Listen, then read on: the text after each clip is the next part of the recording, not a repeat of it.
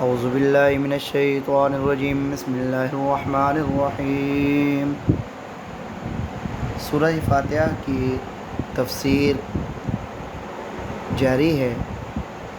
اور لفظی تحقیق مکمل ہو چکی ہے۔ اب جو بھی سورۃ الفاتحہ کے متعلق ہم نے پڑھا ہے اس کا خلاصہ بیان کریں گے تاکہ اس کے اوپر ہمارا عقیدہ اور اعتقاد بن جائے اور اس کے مطابق ہم عبادت کریں، تاکہ ہم بھی سورۃ الفاتحہ پڑھیں اور ہمیں بھی وہ معراج نصیب ہو جائے کہ جو نماز مومن کی معراج ہے، اس پر ابھی بات کریں گے۔ اس کی دو تقریریں ہیں۔ ایک تو تقریر حضرت مولانا حسین علی صاحب رحمہ اللہ رحمۃ واسعہ سے جو ان کے شاگرد نقل فرماتے ہیں، وہ یہ ہے کہ الحمدللہ رب العالمین، حمد کے ہر فرد یا حمد کا وہ خاص فرد جو صفات کارسازی ہے، اس کے لائق اللہ ہی کی ذات ہے کہ جو کہ سب جہانوں کو پیدا کرنے والی ہے، تمام جہانوں کو پالنے والا ہے۔ یعنی پالنا اس کو ہے جس کو پہلے پیدا فرمایا، تو پیدا کرنا اسی کے اندر وہ صفت آ گئی کہ تمام صفات کے لائق اللہ ہی کی ذات ہے کہ جو جہانوں کا پالنے والا ہے، یعنی رفتہ رفتہ حد کمال تک پہنچانے والا ہے۔ نہایت مہربان ہے کہ اس کی رحمت جو ہے وہ دنیا میں عام ہے، مومن اور کافر دونوں کو شامل ہے، یا وہ بالفعل کائنات کے ذرے ذرے کو اس کی رحمت شامل ہے کہ اس ذرے ذرے میں اللہ کی قدرت اور رحمت سے اس کی زندگی اور اس کی بقا ہے۔ نہایت رحم کرنے والا ہے، یعنی آخرت کے اندر مومنین پر خاص رحم کرنے والا ہے، یا صفت رحمت اس کی ذاتی صفت ہے کہ اس کو لازم ہے کہ نظام عالم اللہ تعالیٰ کی صفت رحمت کا ظہور ہے کہ جو نظام عالم ہمیں سمجھ آ رہا ہے، ہم دیکھ رہے ہیں، اور جس کو اللہ کریم کی ذات پال رہی ہے، وہ صفت رحمت کا ظہور ہے۔ اور اللہ کریم نے اسی صفت رحمت کو ایک اور مقام پر بیان فرمایا ہے، الرحمن علم القرآن خلق الانسان، کہ کیا ہی مہربان وہ ذات ہے کہ جس نے قرآن مقدس کو سکھایا، اتنی بڑی نعمت عظمیٰ کی تعلیم عطا فرمائی، اس سے انسان کو مالا مال کیا۔ خلق الانسان علمہ البیان، کہ اللہ کریم نے انسان کو پیدا کیا اور اس کو دل کی بات کرنے کا طریقہ سکھایا۔ اور پھر اللہ کی رحمت کا ایک نمونہ اللہ کریم فرماتے وما ارسلناک الا رحمۃ للعالمین، کہ اے میرے پیارے نبی، ہم نے آپ کو بھیجا ہی اس لیے ہے کہ تاکہ آپ جہانوں پر رحمت کریں، آپ کو رحمت بنا کر بھیجا ہے۔ اور رحمت کا ظہور کیا تھا کہ جہاں پر بھی آپ صلی اللہ علیہ وسلم تشریف فرما ہوتے تھے، کفار پر بھی عذاب ٹل جاتا تھا۔ تو یہ اللہ کی رحمت کا ظہور ہے کہ جس نے قرآن مجید سکھایا، جس نے اپنا پیارا حبیب ہمیں عطا فرمایا، اور وہ اللہ جو روز جزا کا مالک ہے کہ تمام تصرفات اور اختیارات اعمال پر جو نتائج مرتب کرنے والی ذات ہے، وہی ہے۔ اب ان چار حقائق پر ایمان لانے کے بعد انسان جب زبان سے یہ اعتراف کر لیتا ہے تو بلا ساختہ محبت کے جذبوں نے اپنے رب سے عہد و پیمان کر دیا کہ جب یہ صفات انسان کہتا ہے تو بلا ساختہ اپنے رب سے وہ عہد و پیمان کرتا ہے کہ اے میرے کریم رب، میں عبادت و استعانت کا تعلق صرف آپ ہی سے رکھوں گا۔ اس کے بعد اس عہد پر استقامت اور ربط القلب کی دعا مانگی جا رہی ہے کہ اے اللہ، جو سیدھی راہ آپ نے ہمیں ہدایت فرما دی، اس پر ہمیں دوام عطا فرما اور تا دم آخر اسی پر اے میرے اللہ ہمیں چلا، یعنی اپنے محبوب لوگوں کے راستے پر چلا جو تیرے ساتھ وعدے پر پکے رہے، کہ جو تیرے ساتھ وعدہ کر کے آئے تھے الست بربکم والا،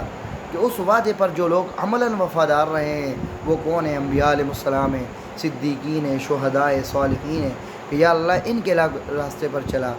اور جن پر نہ غصہ ہوا، جن پر نہ غضب ہوا اور نہ وہ گمراہ ہوئے، یعنی وہ لوگ جو عمل اور علم سے محروم تھے ان کی پیروی سے یا اللہ ہمیں بچانا۔ یہ ہمارے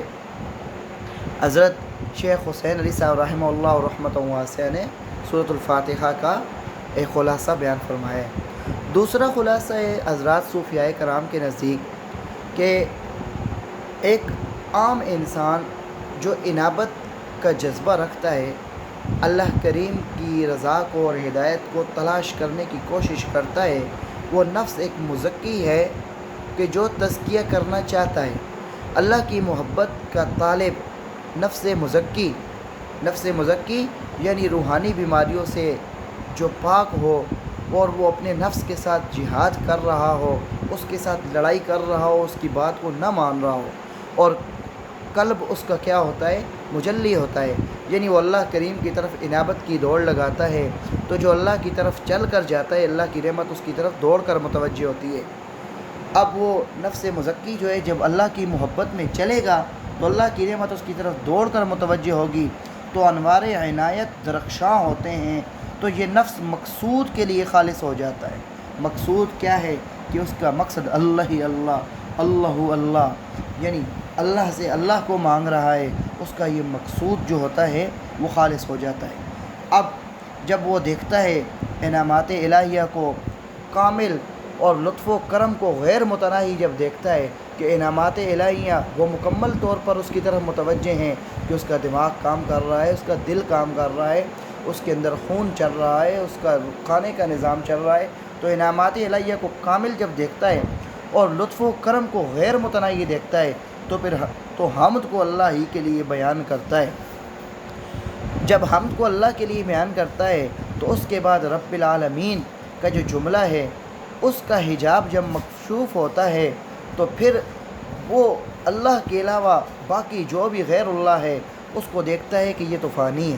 یہ تو ختم ہونے والا ہے، اور یہ تو خود محتاج ہے، اور اپنے آپ کو وہ نفس مزکی جسمانی اور روحانی تربیت میں جلال و عظمت والی باقی ذات کا محتاج یقین کر لیتا ہے کہ مخلوق ساری فنا ہے،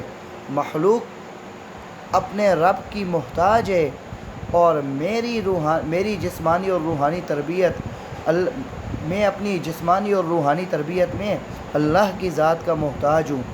تو اب وہ مخلوق فانی وحشت و سکون سے خلاصی حاصل کرتا ہے۔ اب وہ اس سے مخلوق سے جو وحشت ہوتی ہے، خوف ہوتا ہے، اور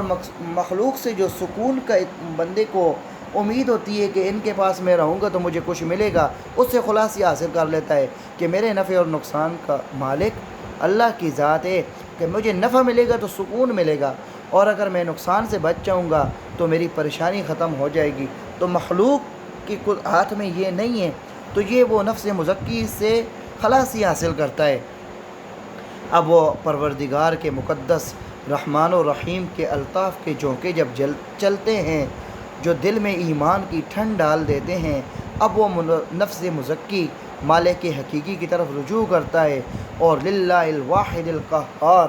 کے سپرد اپنے آپ کو کر دیتا ہے۔ جب وہ دیکھتا ہے کہ مالک یوم الدین، قیامت کے دن کا جو مالک ہے، جو قیامت کے دن متصرف و مختار ہے، وہ اکیلا اللہ کی ذات ہے، تو جب وہ دیکھتا ہے کہ واقعی اتنے بڑے دن کے اندر اور اتنی مشکلوں میں سب کچھ وہ اکیلا کر رہا ہے، تو پھر وہ اپنے آپ کو اللہ کے حوالے کر دیتا ہے، اور اس کے دل سے گویا نکلتا ہے حسبی اللہ و نعم الوکیل۔ اب وہ ہماتن متوجہ ہو جاتا ہے اور لجہ وصول اور مقام عین تک گھس جاتا ہے۔ اب جو اس کی نگاہ باقی ذات کی طرف متوجہ ہوتی ہے تو وہ مقام عین یعنی سامنے اس کو اللہ کریم کی ذات جیسے نظر آ رہے ہیں، اب نسبت عبودیت کو محقق کر لیتا ہے اور ایاک نعبد کا وعدہ کر لیتا ہے کہ اب دیکھیں ایاک نعبد کا ایک وعدہ ہے کہ ہم اے میرے اللہ ہم آپ ہی کی عبادت کرتے ہیں اور آپ ہی سے مدد مانگتے ہیں۔ اب اس کی مثال کیا ہے کہ جب عبادت کے اعلیٰ ترین درجے تک اللہ کے نبی جب پہنچے تو اللہ کریم نے پھر ان کو معراج کرا دی، فرما دیا سبحان الذی اسریٰ بعبدہ، کہ پاک ہے وہ ذات جو اپنے بندے کو لے گیا۔ تفصیل اپنے مقام پر آئے گی۔ اور پھر جب کہتا ہے وہ نفس مزکی ایاک نستعین، تو تمکین کی استدعا کی، یعنی جب تعلق اللہ کریم سے بن گیا جو بادشاہوں کی تقدیریں لکھنے والی ذات ہے، تو اب اس سے قیمتی چیز مانگے گا جب وہ دیکھ رہا ہے نا کہ سارے بادشاہوں کی بھی تقدیریں وہ لکھ رہا ہے، سب کو پال رہا ہے کہ بڑے سے بڑا بادشاہ ہے، 2 دن بھوکا رہ گیا تو اس کی زندگی خطرے میں ہے، 2 دن بیمار ہو گیا تو مشکلوں میں پڑ گیا، تو دیکھتا ہے جب بڑا بادشاہوں کے بادشاہ بھی جو ہیں وہ اللہ کے محتاج ہیں، تو اب جس وقت اس کی نگاہ اللہ کی طرف جا رہی ہے اور اس کا تعلق اللہ سے بن گیا، تو پھر وہ قیمتی چیز مانگتا ہے، اور قیمتی چیز اہل عشق کے نظیر کیا ہے؟ اہل عشق جو محبت کرنے والے لوگ ہیں وہ راستے کی ہدایت، عشق اور محبت والے لوگوں کے راستے کی ہدایت مانگی اور عشاق کی راہ مانگی کہ یا اللہ جو تیرے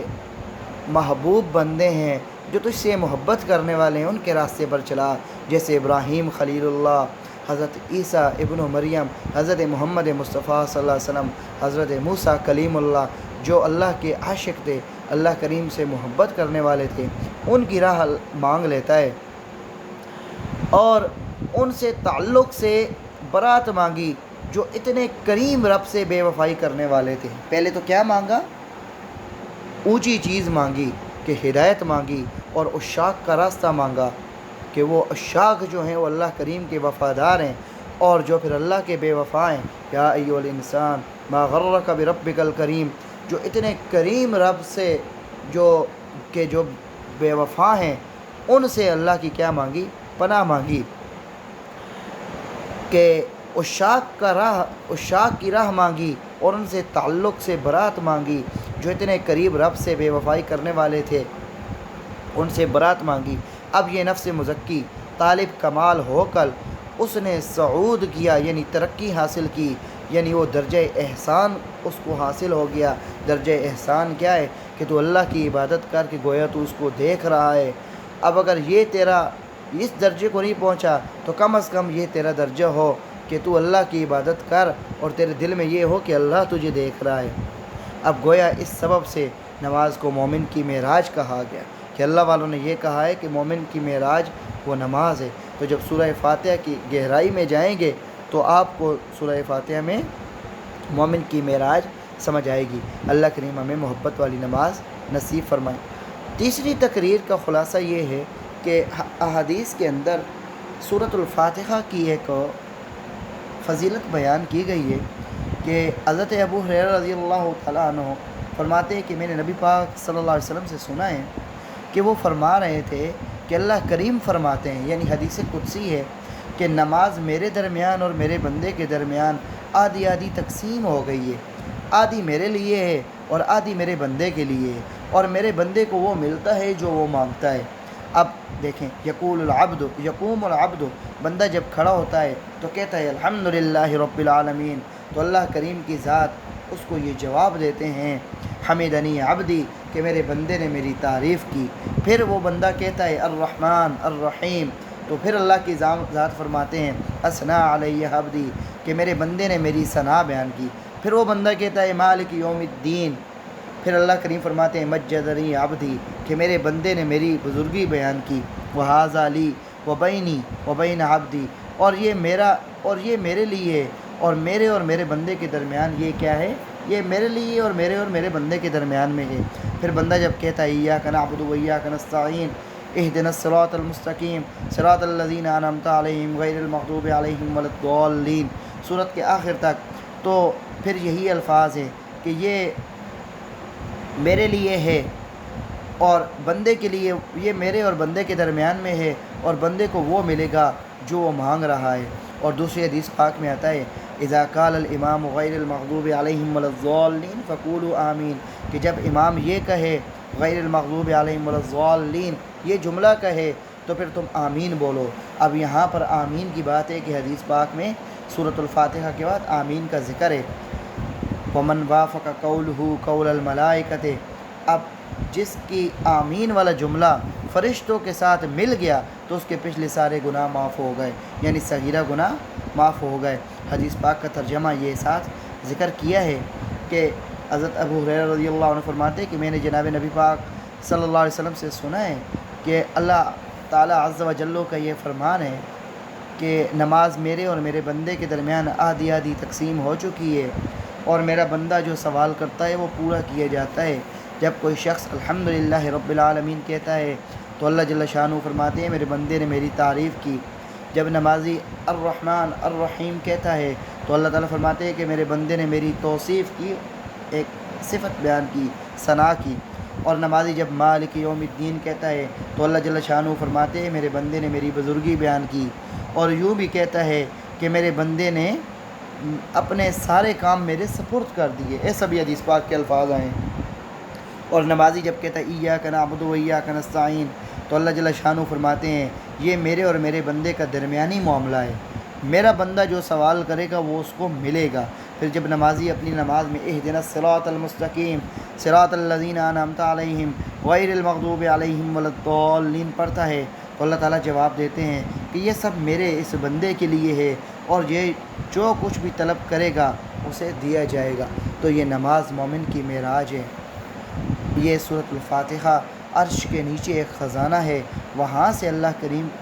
کی طرف سے یہ تحفہ آیا ہے۔ تو ہمیں اللہ کریم